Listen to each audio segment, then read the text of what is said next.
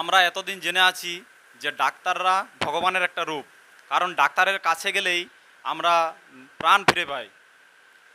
অনেক বিভিন্ন মানুষ বিভিন্ন ক্রিটিক্যাল অবস্থায় থাকে, বিভিন্ন রোগ যন্ত্রণায় ভুগতে থাকে। সেই সময় যদি ডাক্তারদের কাছে যাই, তাহলে ডাক্তাররা আমাদের নূতনভাবে জীবন দিয়ে থাকে। তো ডাক্তাররা একটা ভগবানের রূপ হয়ে থাকে।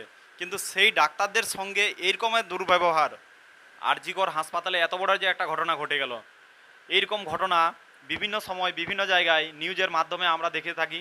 ভারতবর্ষের বিভিন্ন জায়গায় এরকম ধরনের ঘটনা ঘটে থাকে। তো এইরকম ঘটনাকে বন্ধ করার পার্মানেন্ট উপায় কি আছে? আচ্ছা, এর জন্য সবথেকে বড় উপায় হচ্ছে, যে কোনো জায়গায় এরকম ধরনের ঘটনা ঘটে, সেই ঘটনার খুব তাড়াতাড়ি সমস্যার সমাধান যেন হয়, খুব তাড়াতাড়ি দোষীরা যেন শাস্তি পায়। দোষীদেরকে খুঁজে খুব তাড়াতাড়ি শাস্তি দেওয়া দরকার। যদি দোষীদেরকে খুঁজে তাড়াতাড়ি কঠোর থেকে কঠিন শাস্তি দেওয়া যায় আইনের আওতায় এনে করে, তাহলে কিন্তু দ্বিতীয়বার এরকম ঘটনা ঘটার জন্য যে দুষ্টু লোকদের এরকম ধরনের ঘটনা ঘটায়, তাদের কমসে কম ভয় থাকবে যে আমরা এরকম ধরনের ঘটনা ঘটালে তারপরে কি হাল হতে পারে। তো এই জন্য কঠোর থেকে কঠোর শাস্তি যেন পায়, দোষীরা যেন ছাড়া না পায়।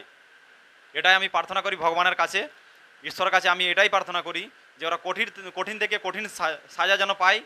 আইনের আওতায় এনে করে তাদের কঠিন থেকে কঠিন সাজা দেওয়া দরকার, যাতে ভবিষ্যতেও কোনো মানুষ কোনো এরকম ধরনের দুষ্কর্ম না করে।